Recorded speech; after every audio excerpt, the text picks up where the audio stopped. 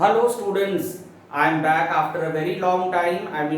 काफ़ी दिनों से मैं कुछ वीडियोस नहीं बना पा रहा था, मैं काफ़ी बिजी था। और इनफैक्ट आज मैं एक वीडियो लेके आया हूँ, वो भी अपने एक स्टूडेंट के रिक्वेस्ट पे।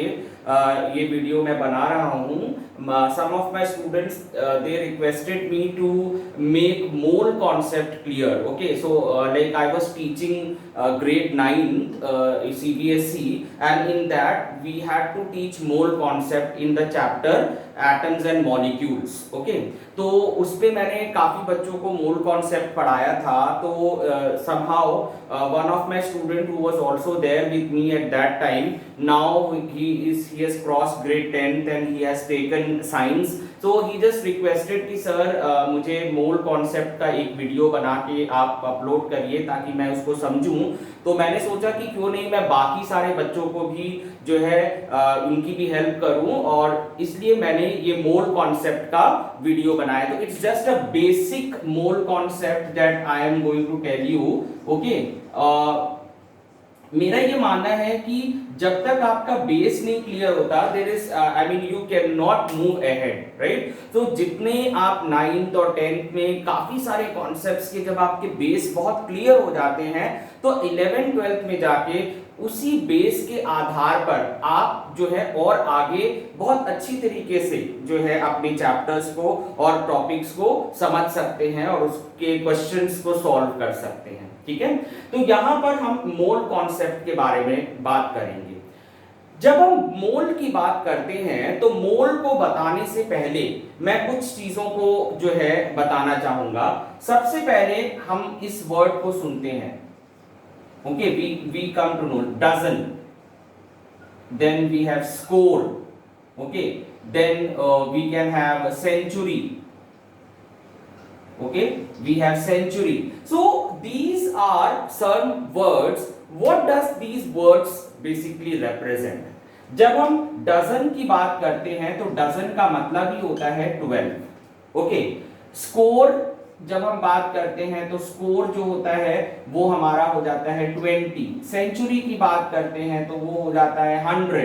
जब हम कहते हैं डेकेड तो 10। ओके, तो इस तरीके से ये जो आपके जो वर्ड्स हैं, they are basically counting units. Okay, they are counting units. तो अगर हम आपसे बोलेंगे कि I want 1 dozen mangoes, okay, give me a dozen mangoes, तो अब आप जाएंगे, आपको पता है कि डजन का मतलब होता है 12, तो वो आप 12 लेके आएंगे। अब वो चाहे मैंगो हो, वो चाहे एप्पल हो, वो चाहे ग्रेप्स हो, चाहे कुछ भी हो, अगर हमने वर्ड डजन यूज करा है तो दैट मीन्स 12। ओके, सिमिलरली हम कहते हैं एक सेंचुरी, 2 सेंचुरी, 3 सेंचुरी, तो एक सेंचुरी का मतलब हो गया 100। ओके, तो 100 है, जो है तेंदुलकर ने सेंचुरी बनाई, तो सेंचुरी का मतलब है 100 रन्स बनाए। ओके, 2 सेंचुरी, डबल सेंचुरी, तो डबल सेंचुरी, 2 सेंचुरी का मतलब हो गया 100 + 100 200, राइट। तो ये जो है they all are counting units. Understood. तो अब इसी तरीके से जब हम एटम्स, मॉलिक्यूल्स, आयंस की बात करते हैं, ठीक है, हम एटॉमिक लेवल पे जब आते हैं तो वहां पर भी एक काउंटिंग यूनिट है। There also we have a counting unit, और वो जो काउंटिंग यूनिट है that is basically known as mole. Okay, तो मोल के लिए सबसे पहले आपको ये समझना जरूरी है कि डजन, स्कोर, सेंचुरी, इन सब की तरीके से मोल भी एक तरीके का काउंटिंग यूनिट है। ओके, अच्छा, अब आप कहेंगे कि अच्छा ओके सर, अगर ये काउंटिंग यूनिट है तो क्या है, मतलब व्हाट डज इट रिप्रेजेंट, क्योंकि dozen represent 12, score represent 20, century represent 100, तो फिर मोल क्या रिप्रेजेंट करता है? मोल एक्चुअली रिप्रेजेंट करता है नंबर ऑफ पार्टिकल्स। ठीक है, व्हाट नंबर ऑफ पार्टिकल्स, ये एक नंबर को रिप्रेजेंट करता है 6.022 into 10⁻23। ओके, मोल जो है इसको रिप्रेजेंट करता है, दिस मेनी पार्टिकल्स, राइट, इतने पार्टिकल्स को रिप्रेजेंट करता है। ओके, तो ये जो नंबर है इसको हम कहते हैं अवोगाद्रो नंबर। ओके, इसको अवोगाद्रो नंबर या अवोगाद्रो कांस्टेंट बोलते हैं. We call it as Avogadro number और Avogadro constant, right? So when we are talking about mole, so when I say I want 1 mole of sodium, okay, so that means I want 6.022 into 10 to the power 23 atoms of sodium. Now mole जो होता है, as I told you that it is a counting unit at an atomic level. Okay, so it is the counting unit of particles that are present in any element, in any compound, or in any element or a compound. तो अगर हम compound की बात करेंगे तो it will be molecules. अगर हम elements की बात करेंगे तो it will be atoms.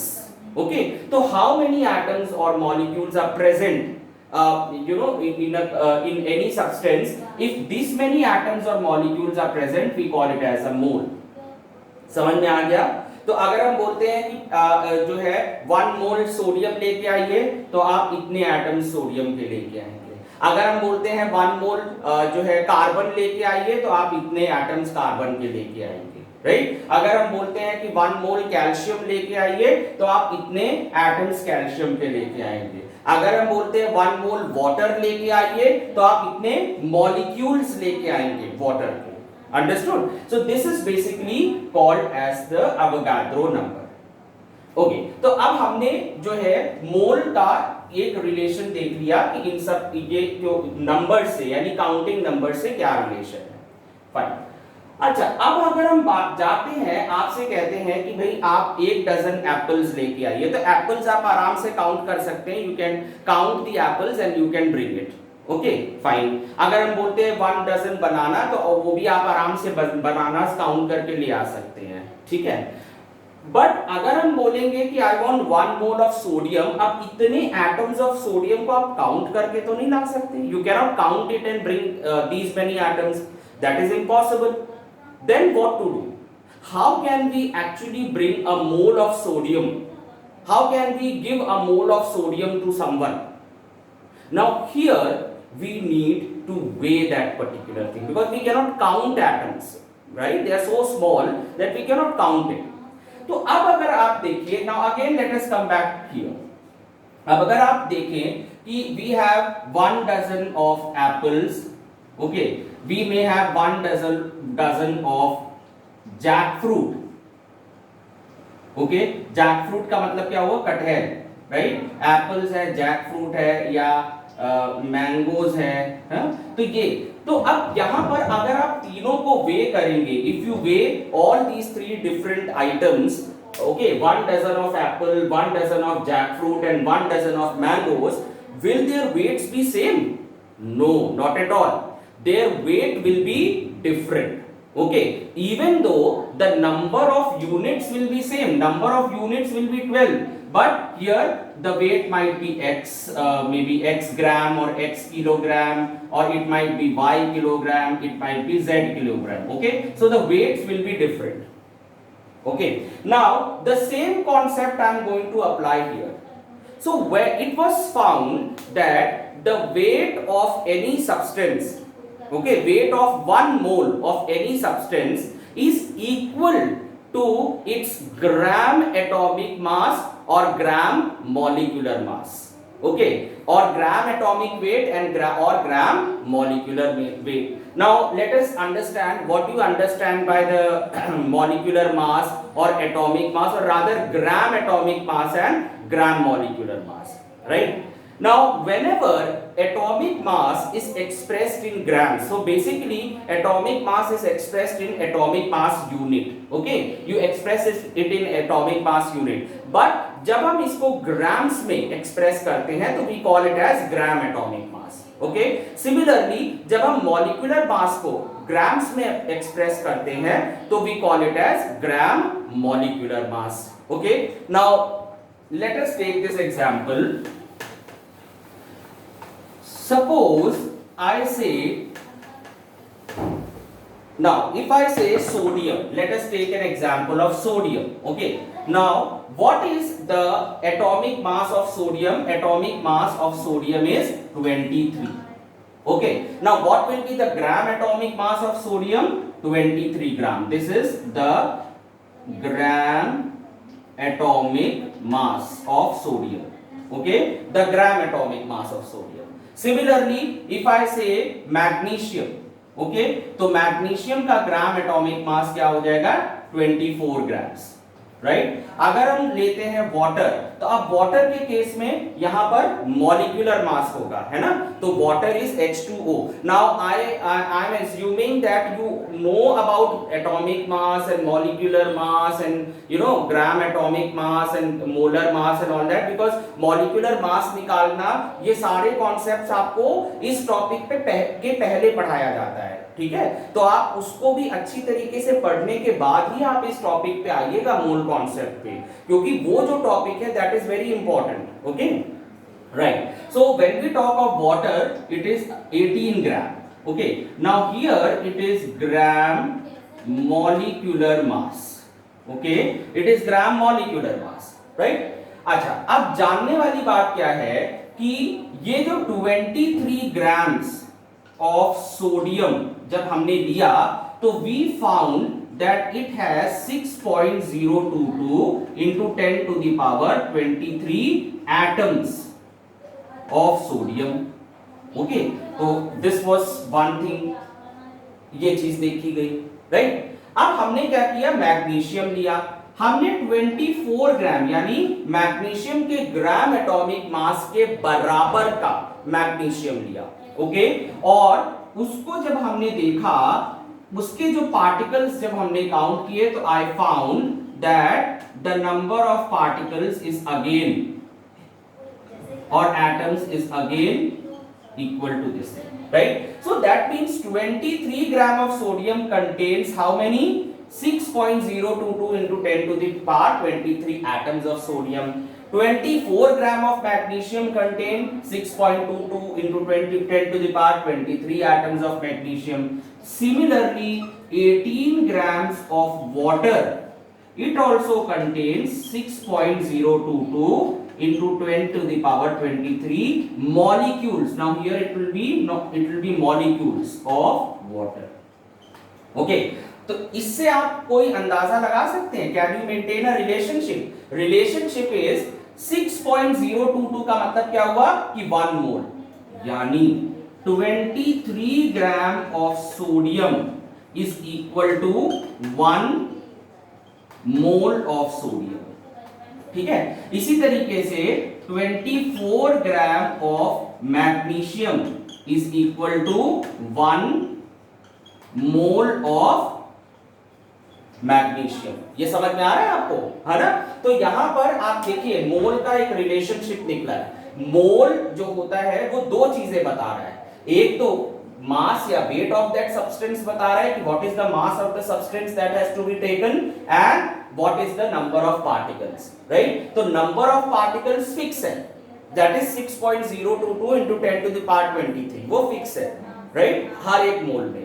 But उसका जो मास होगा that will be equal to the gram atomic mass और the gram molecular mass of any substance. Understood? So this is what exactly is the mole concept. इसी को हम mole concept कहते हैं. ठीक है, तो अगर हमने आपसे बोला कि भाई जल्दी से लेके आइए 1 मोल ऑफ मीथेन, राइट, और हमने पूछा कि how much of methane are you going to bring, कितने ग्राम्स मीथेन लेके आएंगे 1 मोल में, तो आपने तुरंत क्या किया, मीथेन का मॉलिक्यूलर मास निकाल लिया. ठीक है ना, you find the molecular mass of methane, और जैसे ही मीथेन का मॉलिक्यूलर मास निकाला आपको पता चल गया, तो मीथेन का फॉर्मूला होता है CH4. ठीक है, atomic mass of carbon is 12, तो 12 into 1 plus 1 into 4, तो दैट इज 12 plus 4. ठीक है, तो कितना हो गया हमारा 16. तो 16 grams of methane, okay, will have 16 gram of methane is will have 6.022 into 10 to the power 23 molecules of methane, right. तो 16 gram methane will be equal to 1 mole. ठीक है, तो अब अगर हम 2 moles की बात करेंगे तो that would be 32 grams. Understood? Okay.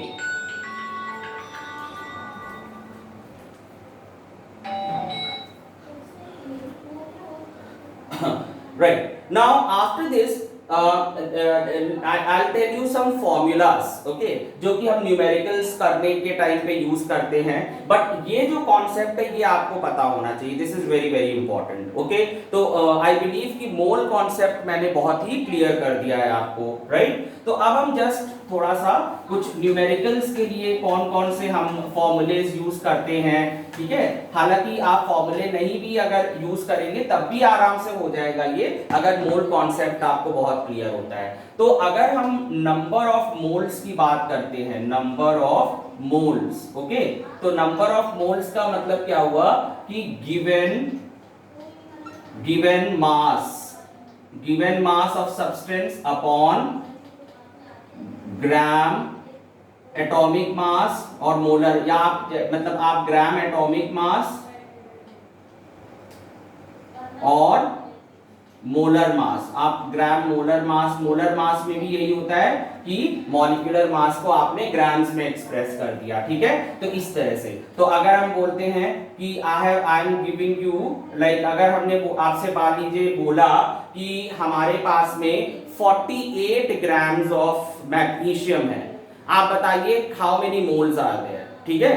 तो आपने देखा तो इसमें गिवन मास हमारे पास कितना हो गया, गिवन मास जो है वो है 48 ग्राम्स, और हमारे पास हमें पता है कि ग्राम एटॉमिक मास ऑफ मैग्नीशियम कितना होता है, 24 होता है, ठीक है।